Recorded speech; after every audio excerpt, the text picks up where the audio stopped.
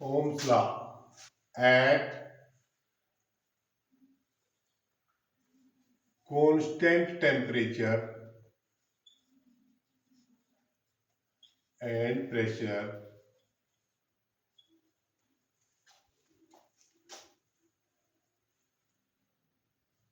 potential difference potential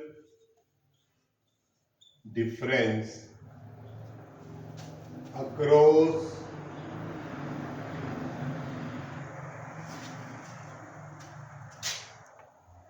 the conductor is directly proportional to the current following through it। यही definition है। जब temperature और pressure जैसी physical quantities अगर constant होंगी तो ऐसी सिचुएशन में कंडक्टर के अंदर जो पोटेंशियल डिफरेंस होगा that will be directly proportional to current flowing through it. इसके अंदर जितना करंट फ्लो कर रहा है उसके डायरेक्टली प्रोपोर्शनल होगा। Means delta V potential difference directly proportional to I. Proportionality का साइन हटाएंगे तो delta V is equal to I into are.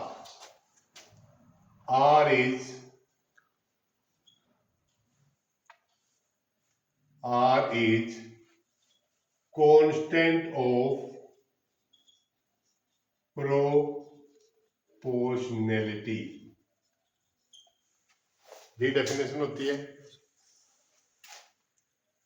V is equal to IR, V is equal to IR and R is equal to V by I। यहां तक कोई समस्या? Clear? कोई conductor है जिसकी लेंथ L है, जिसकी लेंथ L और cross section area A,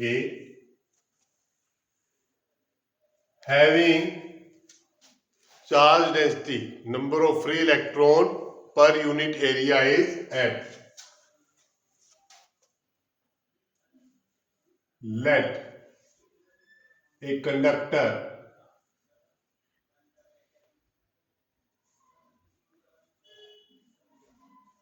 having length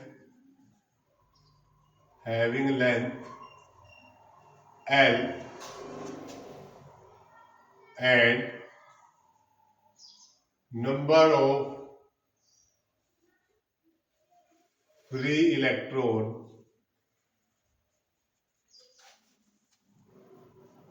per unit area is N।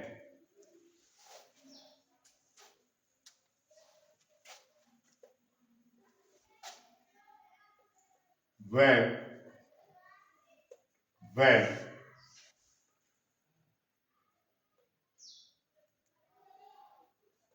potential difference V is applied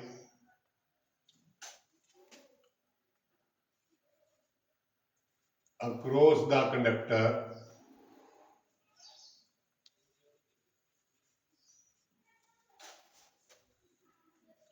the free electrons moves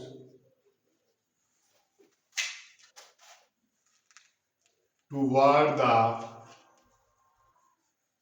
positive terminal of battery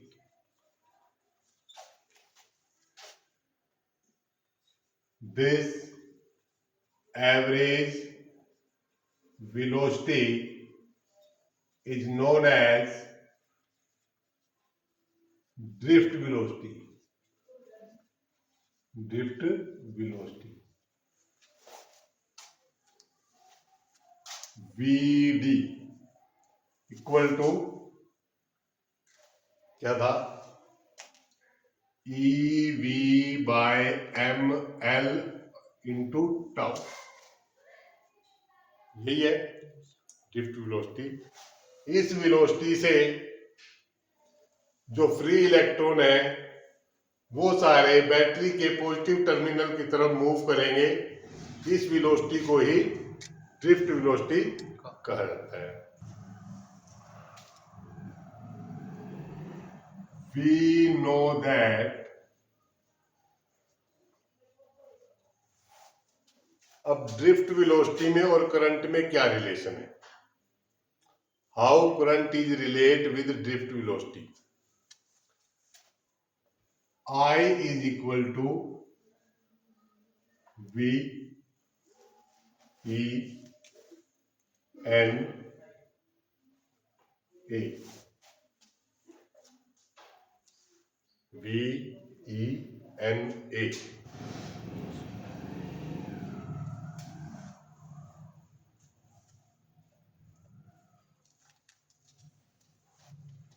drift velocity की value अगर इस equation में हम put करें,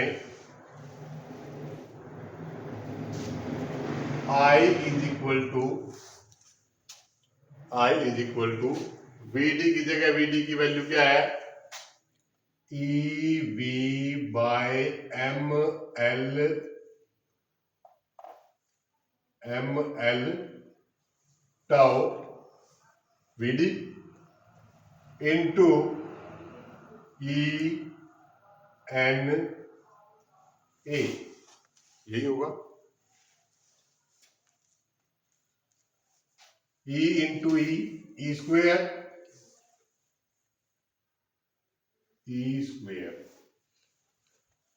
V upon ML क्या रह गया? Tau NA.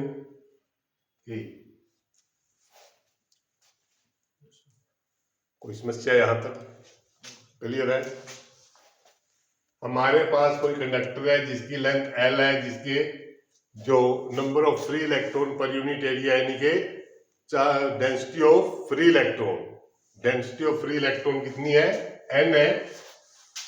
उस कंडक्टर को हम एक बैटरी से जोड़ते हैं, V वोल्ट की बैटरी से उसको जोड़ देते हैं. तो जब हम पोटेंशियल अप्लाई करते हैं V वोल्ट का, तो जो ये फ्री इलेक्ट्रॉन है, ये फ्री इलेक्ट्रॉन पॉजिटिव टर्मिनल की तरफ चलना शुरू करते हैं. इसको ही ड्रिफ्ट वेलोसिटी बोला जाता है. यही कंसेप्ट है ड्रिफ्ट वेलोसिटी क्या होती है. स्मॉल और average constant velocity with which electron moves toward the positive terminal of battery. तो VD की जो वैल्यू है EVML इंटू टाउ. E का मतलब charge on an electron. V potential difference of battery. M mass of electron. L length of conductor. What is tau? Tau is relaxation time. Time between two successive collision. जब electron move करते हैं conductor के अंदर तो वो एक दूसरे से कोलाइड करते हैं, उनके बीच में कोलिजन होता है. तो दो सक्सेसिव कोलिजन के बीच जो टाइम रहता है that is known age relaxation time denoted by tau. अब एक ही इलेक्ट्रॉन तो उसके अंदर है नहीं, तो हमने चार्ज डेंसिटी क्या, फ्री इलेक्ट्रॉन की डेंसिटी क्या ली? n. तो अगर n इलेक्ट्रॉन है तो इसको n से मल्टीप्लाई कर देंगे, ये सब की वेलोसिटी आ जाएगी. तो एक रिलेशन था जो करंट और वेलोसिटी के बीच में है। ड्रिफ्ट वेलोसिटी और करंट में क्या रिलेशन है? I is equal to V E N A, Veena के नाम से भी याद रखा जा सकता है, V E N A. V मतलब ड्रिफ्ट वेलोसिटी, ई मतलब charge on an electron, N मतलब number of free electron per unit area, density of free electron, and A is cross section area of conductor, right. तो इस equation में VD की value हम यहां से जो हमारे पास है वो हम वीडी की जगह यहां पे रखेंगे, E V by M L into tau, E N ने यहीं से आया, E into E square, V N A, E square V tau N A upon M L. I think यहां तक क्लियर है, पक्का? अच्छा जी। अब अगर हमारे पास क्या इक्वेशन है, I is equal to E square V tau N A upon M L, यही है। अगर मैं ई को इधर लेके जाऊं तो ई कहां जाएगा? नीचे।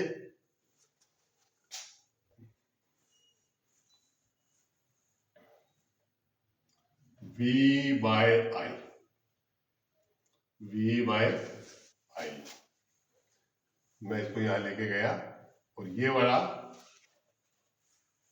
एम एल ऊपर नीचे क्या रहा, ई स्क्वेयर वी यहां पे आ गया, टाउ एन ए, चेक करो, आई को इधर लेके गए वी बाय आई, बाकी सबको इधर ले आए, एम एल ऊपर चला गया, E square tau N A, वही है। अब जरा सा देखें, what is M? Mass of electron. Constant रहेगा या घटे बढ़ेगा? कांस्टेंट है। एल लेंथ ऑफ कंडक्टर, अगर टेम्परेचर को ना बढ़ाया जाए, अगर टेम्परेचर को ना बढ़ाया जाए तो करंट की लेंथ बढ़ेगी नहीं घटेगी? कांस्टेंट रहेगी। Constant E charge on an electron constant है या चेंज होता रहता है? कांस्टेंट। टाउ रिलैक्सेशन टाइम, अगर टेम्परेचर को ना बढ़ाया जाए तो कोलिजन एज इट इज होते रहेंगे, रिलैक्सेशन टाइम चेंज नहीं होगा। टेम्परेचर अगर डिक्रीज या इंक्रीज नहीं करेंगे तो जो कोलिजन है वो रूटीन में रहेगा और कोलिजन का जो टाइम है वो भी सेम रहेगा, यानी कि रिलैक्सेशन टाइम भी कांस्टेंट होगा। Tau will be constant eight same temperature and number of free electron per unit area, अगर टेम्परेचर चेंज नहीं करेंगे तो पर unit area number of free electron भी चेंज नहीं होंगे, तो that is also constant eight same temperature. A area of cross section जब लेंथ नहीं बढ़ेगी तो एरिया भी नहीं बढ़ेगा, लेकिन कब? जब टेम्परेचर सेम रहेगा, कांस्टेंट एट सेम टेम्परेचर। तो जो ओहम्स लॉ की डेफिनेशन है वहां पर हमने पहले शुरू में ही क्या लिखा है? At constant temperature and pressure, बल्कि इसकी जगह हम लिख सकते हैं दोनों की, फिजिकल कंडीशन रिमेन सेम या कांस्टेंट। अगर फिजिकल कंडीशन को कांस्टेंट रखा जाए, जिसके अंदर टेम्परेचर प्रेशर भी आता है, तो जो पोटेंशियल डिफरेंस है वो डायरेक्टली प्रोपोर्शनल होगा करंट के। कंडीशन अप्लाई है ना, क्या चीज? Physical condition remain constant. तो यहां पे देखो V by I, V is equal to IR and R is equal to V by I is equal to, and R is constant, R is constant of proportionality लिख रखा है already, R is constant of proportionality। तो यहां देखो V by I किसके बराबर आया? mL² tau n ने, जहां पर हर एक टर्म क्या है? कांस्टेंट। अगर टेम्परेचर कांस्टेंट है तो हर एक टर्म कांस्टेंट। तो इसका मतलब ये जो चीज है ये सारी कांस्टेंट है। तो V by I equal to R and R is equal to mL upon E² tau Na।